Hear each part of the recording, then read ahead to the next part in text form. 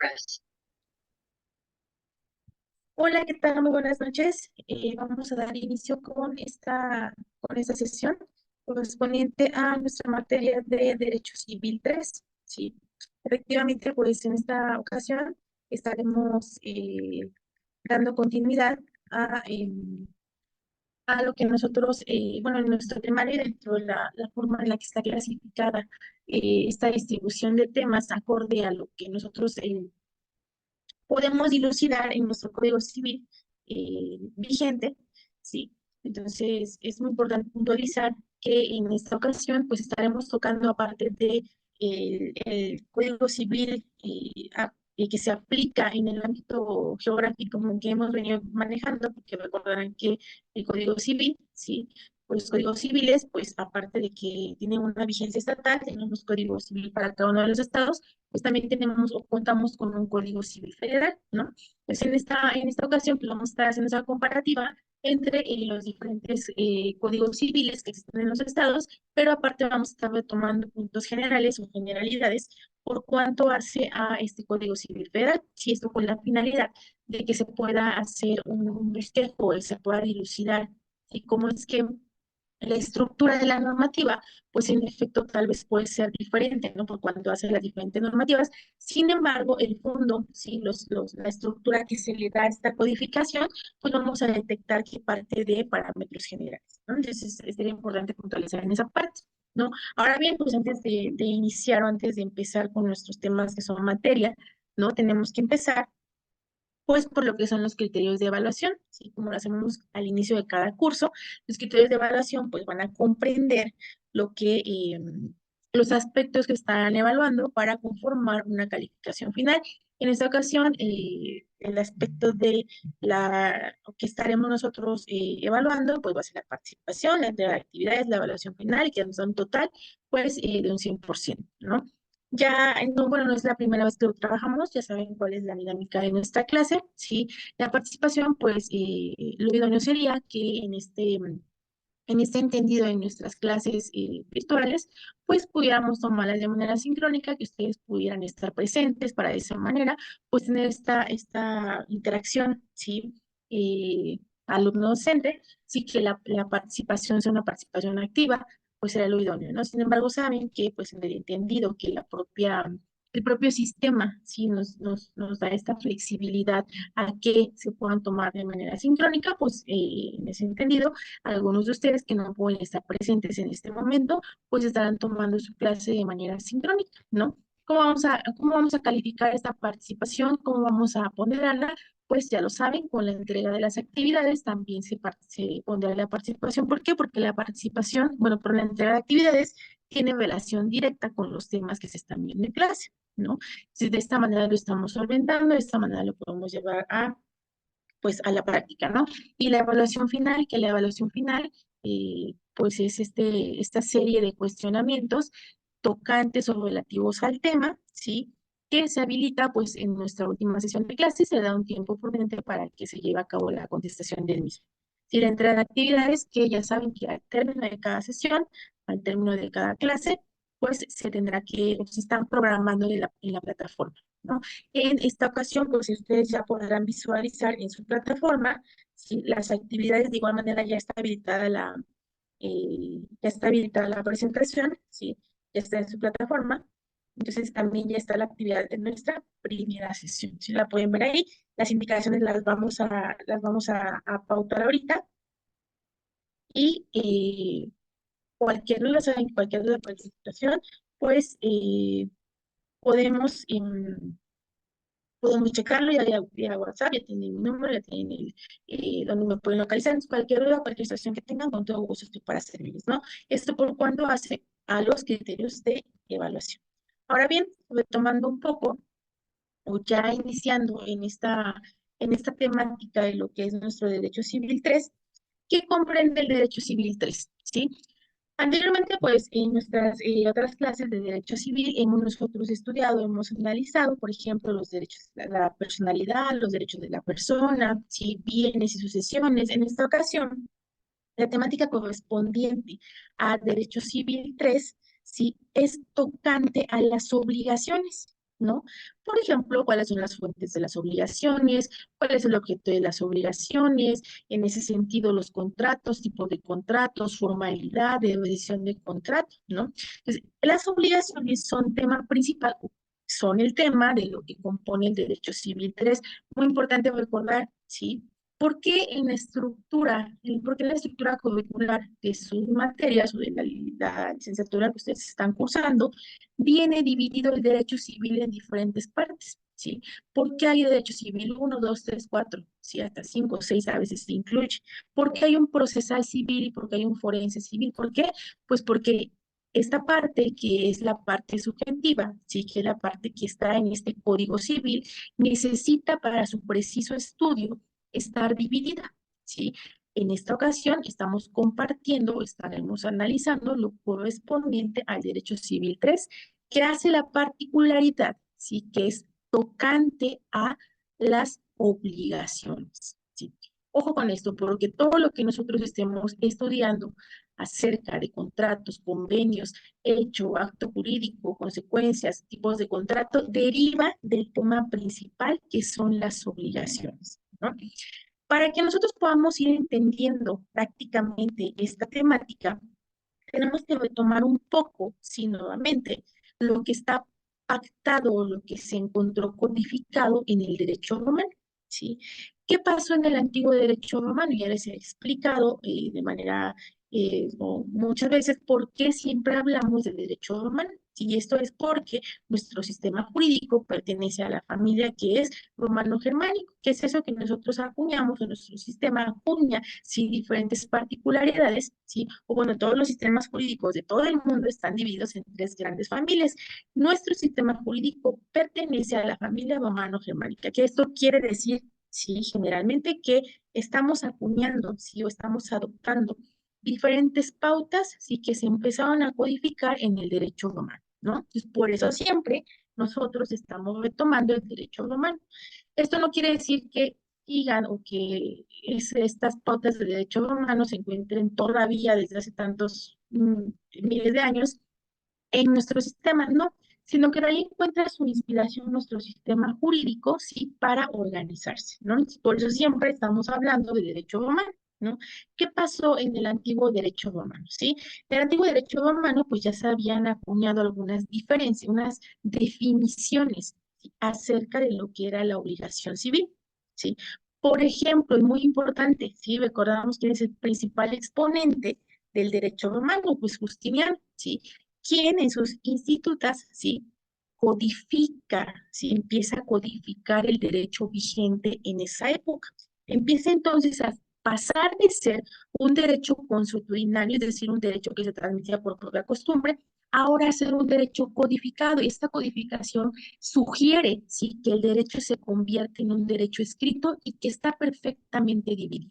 Y por eso siempre estamos hablando, sí, de esta gran clasificación que hizo Justiniano. Entonces, Justiniano, sí, en estas codificaciones, en estas institutas, define ya las obligaciones, sí, como un vínculo jurídico.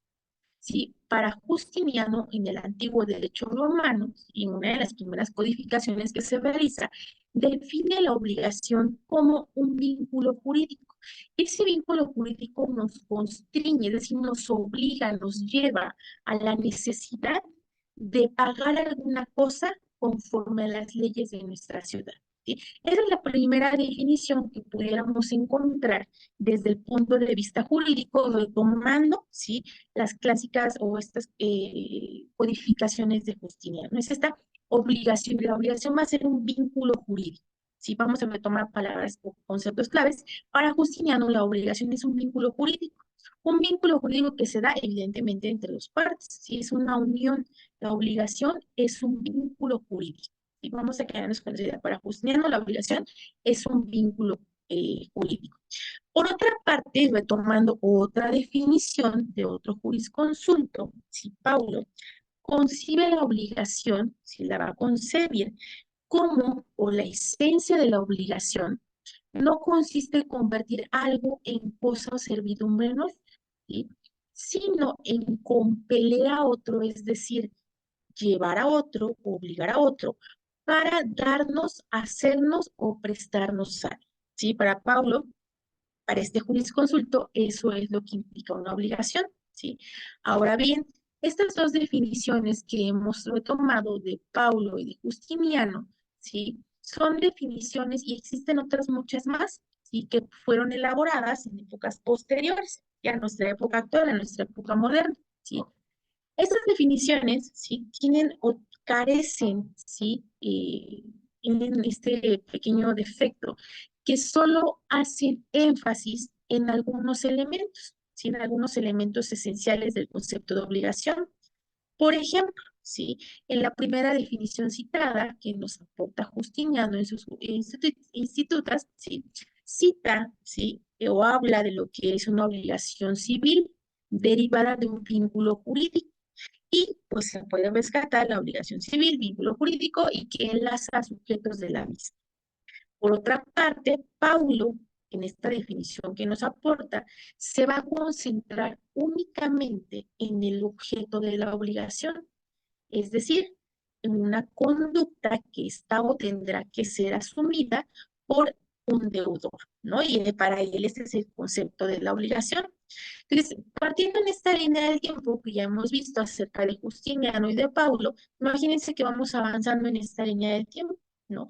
De una época de mucho tiempo atrás, vamos avanzando hasta llegar a una época donde, imagínense, ¿no? Siempre el derecho, pues se los he dicho, el derecho atiende, ¿no? O está creado y va a evolucionar conforme la sociedad, sí, evolucione. ¿Por qué? Porque el derecho va a regular y va a reglamentar, sí, la vida de los seres o de las comunidades con la finalidad de lograr el bien común. Pues estamos en el entendido que las sociedades no permanecen estáticas, ¿sí? Evolucionan y socialmente van teniendo necesidades diferentes. Por ende, jurídicamente, también las leyes, las normas tendrán que ir evolucionando a fin de lograr esta máxima suprema del derecho que es el bien común, ¿no? Entonces, en ese entendido, pues evoluciona todo y vamos a encontrar ahora, sí, otro aporte dentro de esto de que es la doctrina del derecho, que nos da este jurisconsulto Borja Soriana, quien dentro de su obra titulada Teoría General de las Obligaciones, va a concluir que para lograr una definición sobre la obligación, ¿sí? No se debe fijar una atención nada más en alguno de los elementos que constituyen este concepto, algunos de los elementos que constituyen la naturaleza de la obligación. Se tendrá que fijar entonces en los sujetos, el objeto y la evaluación política. Y aparte de todo esto, se tendrá que crear, sí, o tendremos que fijarnos en la esencia, ¿no? Y él aporta una definición un poco más completa, ¿sí? Que nos dice que esta definición completa de la obligación sería aquella que dentro de su comprensión lógica contenga los tres elementos necesarios. ¿Cuáles son los tres elementos necesarios? ¿Quiénes son los sujetos en esta obligación? ¿Cuál es el objeto? ¿Y cuál es la relación jurídica que se pacta entre los tres? ¿No? Aparte de eso, pues saber cuál es el objeto y la esencia de estos tres elementos. También, por otra parte, he señalado que las obligaciones se consideran en general parte de las llamadas pautas de conducta. Las obligaciones también son consideradas, por otra parte, pautas de conducta. ¿Por qué? Porque las pautas de conducta permiten discriminar entre acciones correctas y acciones incorrectas, ¿sí? Son pautas de la conducta. Esas pautas de la conducta que, como le hemos dicho, en ocasiones desde muy pequeños somos instruidos, ¿sí? En nuestro núcleo familiar y empezamos a crear una conciencia de lo que es bueno y lo que es malo. Cuestión que como ya lo hemos platicado en algunas otras clases que hemos compartido, pues es un ámbito muy abierto, ¿no? ¿Por qué? Pues porque tal vez lo que todas las personas crecen con pautas de comportamiento diferente. Entonces, esta diferenciación entre el bien y el mal se va a enmarcar a lo que se aprende en el seno familiar, sí, son las pautas de conducta, pero pues con la evolución del tiempo y cuando se llega a una edad, sí, podemos nosotros, de acuerdo a la formación que hemos tenido, podemos discriminar, discernir, ¿sí? ¿Cuáles son las acciones correctas y las incorrectas, ¿no? Y aplicado esto en el caso de las obligaciones, se piensa y se suele sostener que una persona tiene obligación cuando debe, ¿sí? Es decir, cuando tiene que estar sujeto a algo, ¿sí? Y entonces realiza una conducta, ¿sí? Entonces, esta obligación vamos a entenderlo como esta pauta de comportamiento que nos obliga a llevar a cabo buenas acciones, es decir, a comportarnos de acuerdo a lo que socialmente se considera que es bueno, ¿sí? Por tanto, entonces, ahora, apartado de las dos definiciones jurídicas históricas que hemos analizado, tenemos ahora lo que nos marca el lenguaje cotidiano, ¿sí? Estas pautas de comportamiento cotidiano, este lenguaje consuetudinario que manejamos, ¿sí? Nos lleva a la concreción que tenemos la obligación, por ejemplo, de respetar a nuestros padres, ¿sí? Los hijos tienen la obligación de respetar a los padres, ¿sí? Entonces, puede ser y podemos encontrar esta definición de las obligaciones también en el lenguaje cotidiano social, ¿sí? Podemos también concluir o podemos auxiliarnos del recurso de la etimología, ¿sí? La etimología nos puede ayudar también para comprender lo que se debe entender por una obligación, ¿sí? Puede auxiliarnos, ¿sí? Y pudiéramos nosotros recurrir también a lo que se instituye o se instituye en otros idiomas, ¿sí? Donde de igual manera pues se maneja este concepto pero con diferente terminología, ¿sí? Por ejemplo, pues en algún otro idioma, en alemán, en inglés, de igual manera, se hace alusión al concepto de obligación, ¿sí? Tienen una diferente etimología, una diferente escritura, sin embargo, pudieran hacer alusión, ¿sí? A lo que está socialmente aceptado, ¿sí? Entonces, esta concepción de obligación, pues ya vemos que la podemos analizar desde diferentes pautas. ¿Cuál nosotros vamos a retomar? Sí, la pauta jurídica, sí, la obligación jurídica. Y esta obligación jurídica se va a referir a un vínculo jurídico en virtud del cual un sujeto se encuentra obligado con otro a realizar una determinada prestación. Entonces, aquí ya vemos tres elementos en este concepto que nosotros tenemos de obligación jurídica, así como lo pueden ver ustedes en su pantalla. El número uno es que existe una conexión, una relación a la cual vamos a llamar vínculo jurídico. Entonces, elemento número uno de la obligación, el vínculo jurídico.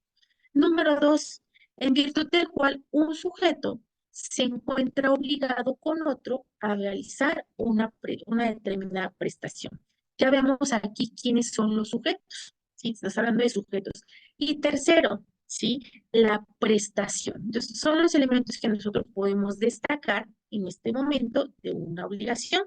Ahora bien, para los romanos, si voy tomando un poco de esta historia de los romanos, la obligación consistía en un vínculo jurídico por el que estaba constreñido necesariamente a realizar una determinada prestación, ¿sí?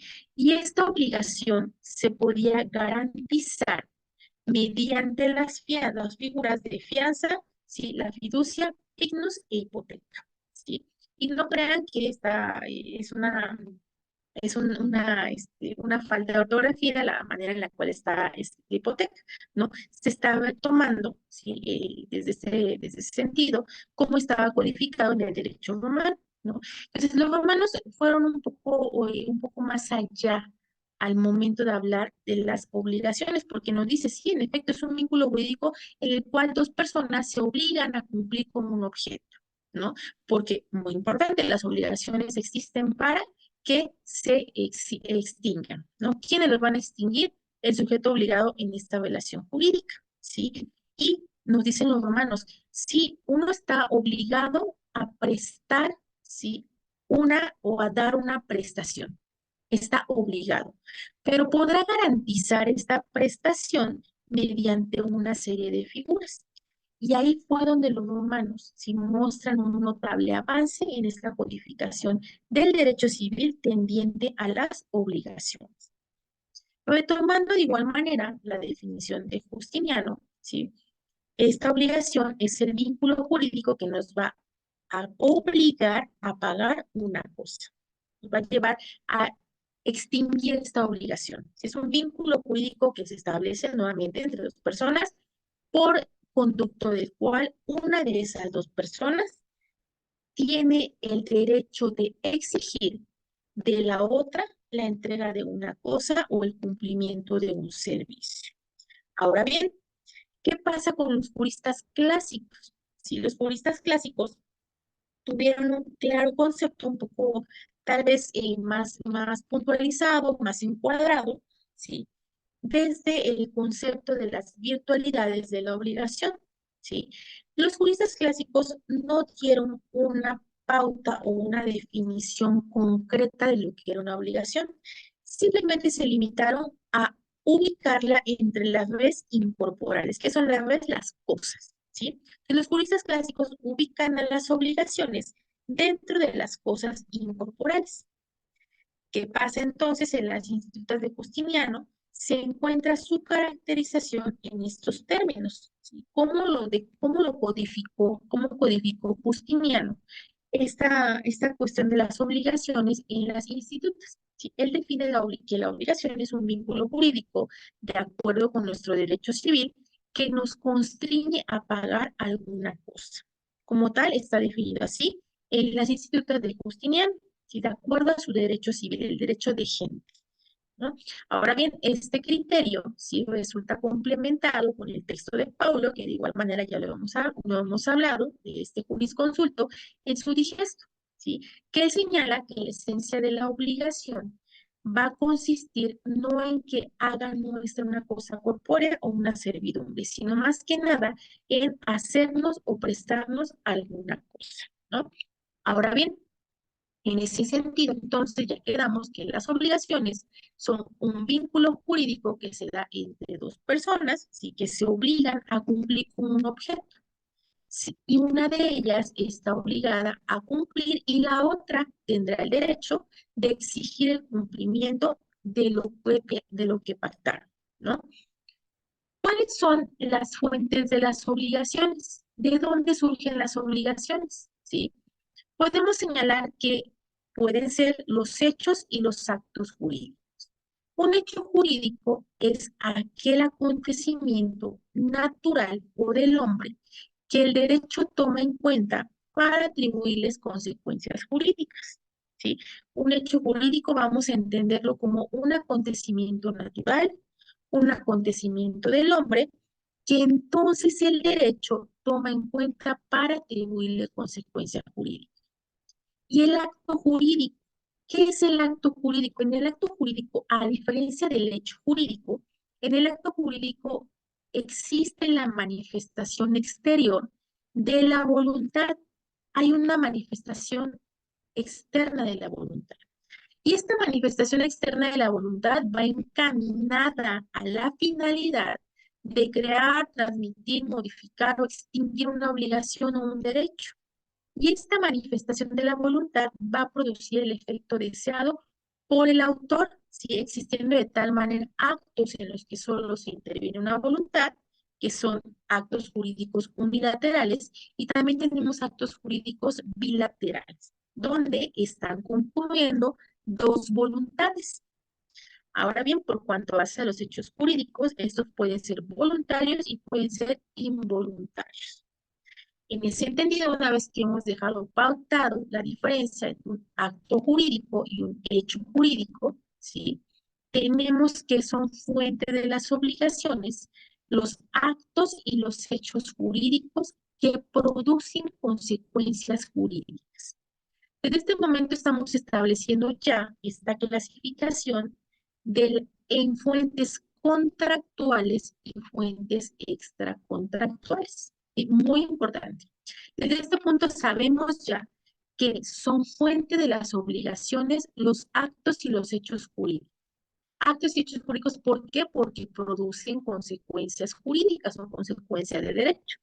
Y se va a establecer una clasificación en las fuentes contractuales y fuentes extracontractuales. Y ojo con esto, la palabra contractual hace referencia a los contratos, ¿sí? Por una parte, podemos precisar que las fuentes contractuales son aquellas obligaciones que nacen en virtud de la celebración de un contrato o de un convenio.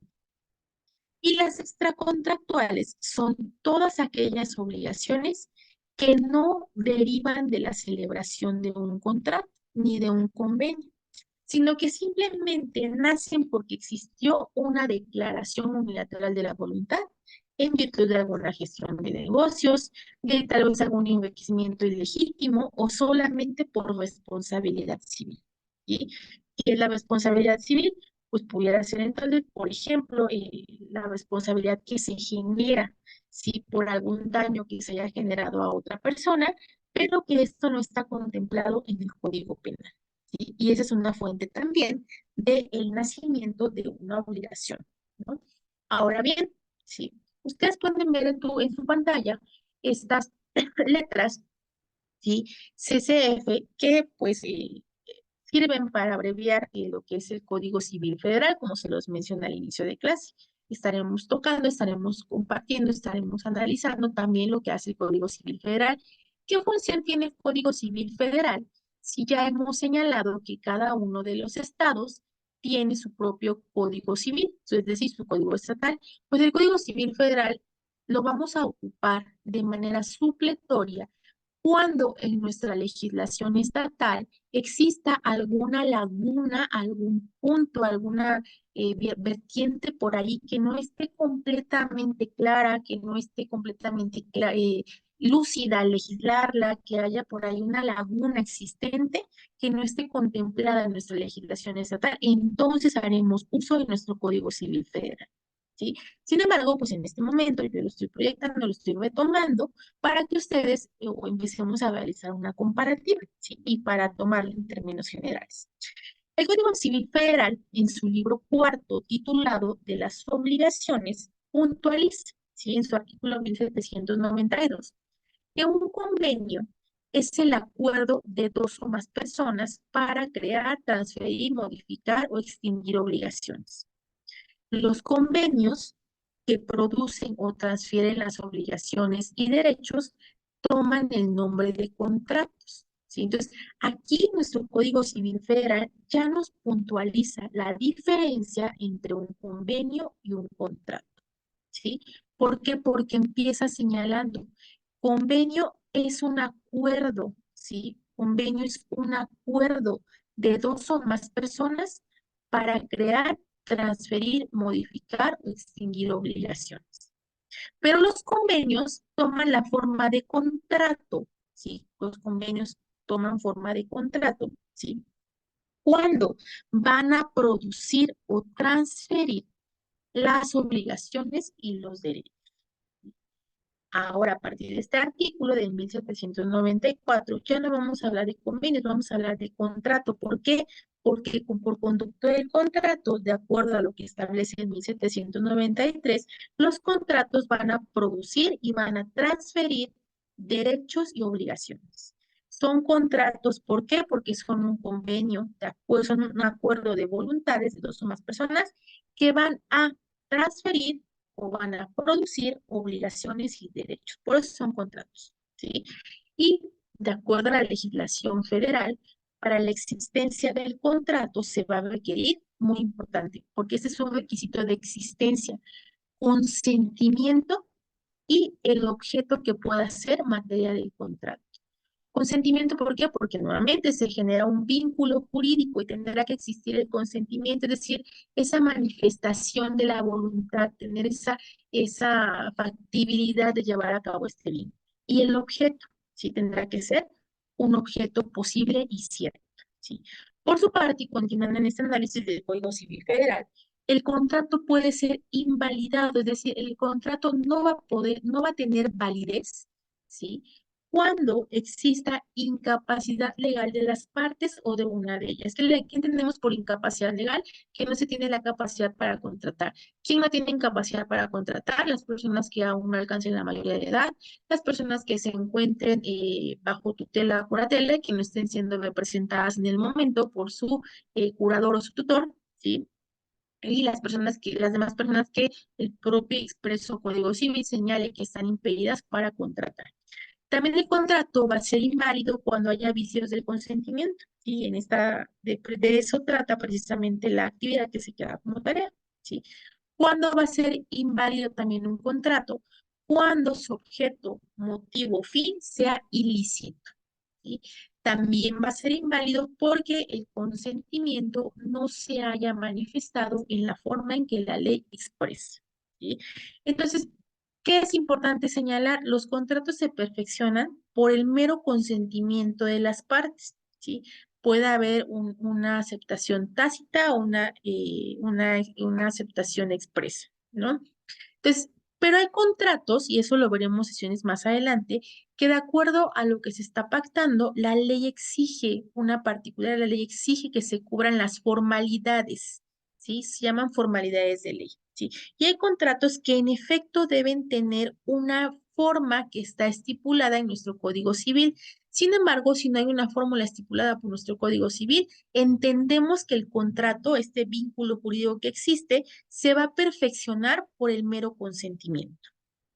Desde que se perfeccionan, sí, desde que el contrato se perfecciona, es decir, cuando hay consentimiento o cuando tiene una forma marcada en la ley, los contratantes se van a obligar no únicamente al cumplimiento de lo pactado, sino también a las consecuencias que se generen.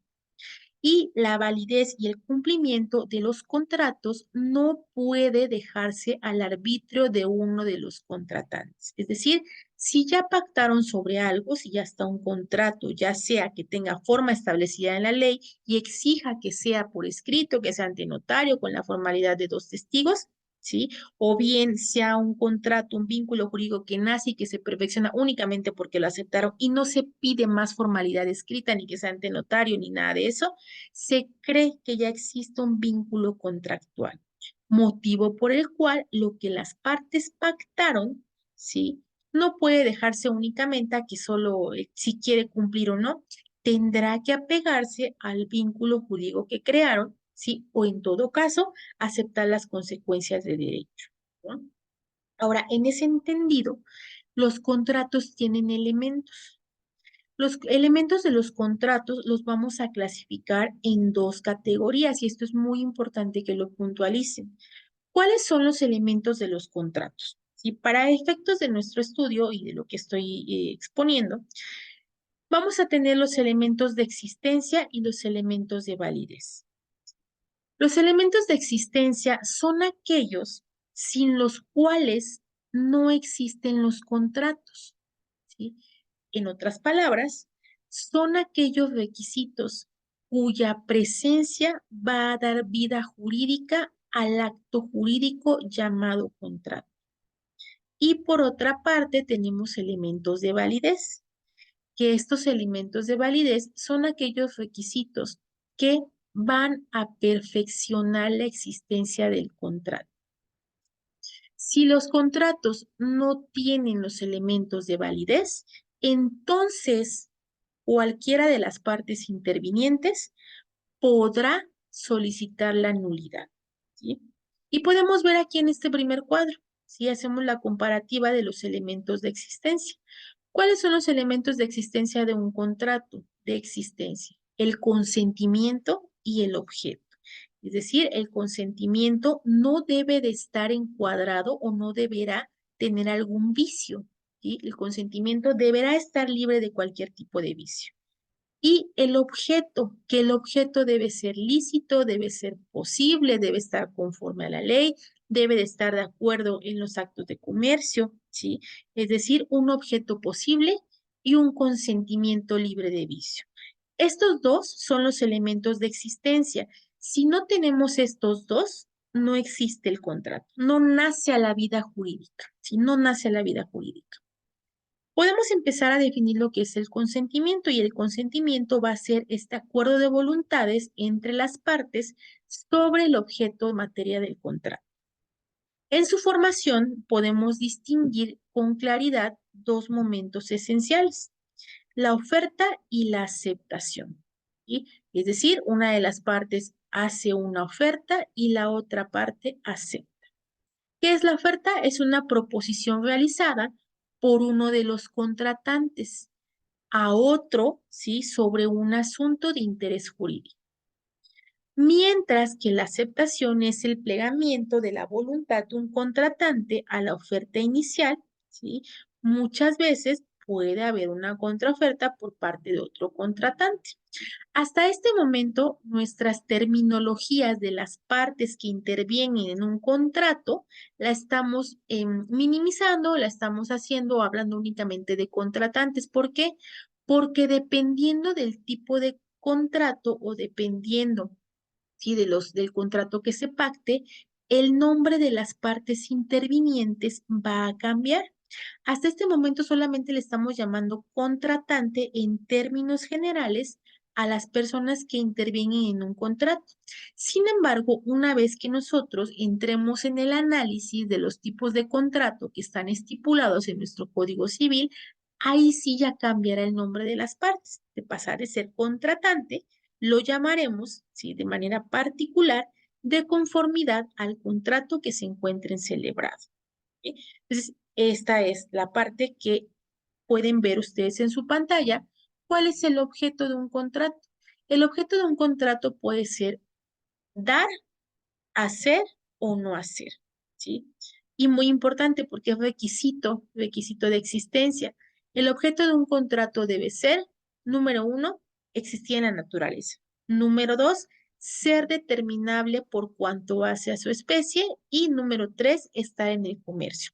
Para que se pueda pactar o se pueda tener un objeto en el contrato, este objeto deberá cumplir con estos tres requisitos. ¿Cuáles son las clases de objeto? Si las clases de objeto pueden ser posibles ilícito y también podemos pactar o contratar sobre cosas futuras. Si cosas futuras también tienen que ser parte de nuestro contrato. Ahora bien, por cuanto hace al consentimiento, que recordemos que es uno de los requisitos de existencia del contrato, podemos señalar y lo pueden ver en su pantalla. El consentimiento ahora nosotros nos vamos a trasladar a lo que está estipulado en el Código Civil para el Estado de Veracruz. Y este consentimiento nosotros lo podemos encontrar en el artículo 1736 a 1744 del Código Civil para el Estado de Veracruz, que va a marcar las pautas dentro de estos artículos, dentro de estos arábigos, acerca de lo relativo al consentimiento en los contratos, ¿sí? Y de esto rescatamos o retomamos que el consentimiento puede ser expreso o puede ser tácito. El consentimiento va a ser expreso cuando se manifiesta verbalmente o por escrito o por signos inequívocos, ¿sí? Es decir, cuando el consentimiento va a ser expreso, por ejemplo, cuando lo formalizamos en un contrato. Pero aparte, ¿sí? El consentimiento tácito es aquel que va implícito en hechos o actos, ¿sí? Simplemente porque lo cumplimos, porque lo dimos, porque lo hicimos, ya va expreso el consentimiento. No hizo falta que se formalizara en un contrato por escrito, ¿sí? ¿Por qué? Porque se está expresando la voluntad, ¿no? Ahora bien, para concluir con esta parte o esta sesión del día de hoy, como se los comentaba, el consentimiento en ocasiones tiene vicios. Y estos vicios del consentimiento llevan a esta situación de que los contratos o no nazcan a la vida jurídica o bien se demande la nulidad. ¿Cuáles son los vicios del consentimiento? Como ustedes lo pueden ver en su pantalla, están contemplados en el artículo 1745 a 1756 del Código Civil para el Estado de Veracruz. ¿Cuál es la actividad que se va a crear como retroalimentación? Van a llevar a cabo esta lectura de su Código Civil para el Estado de Veracruz.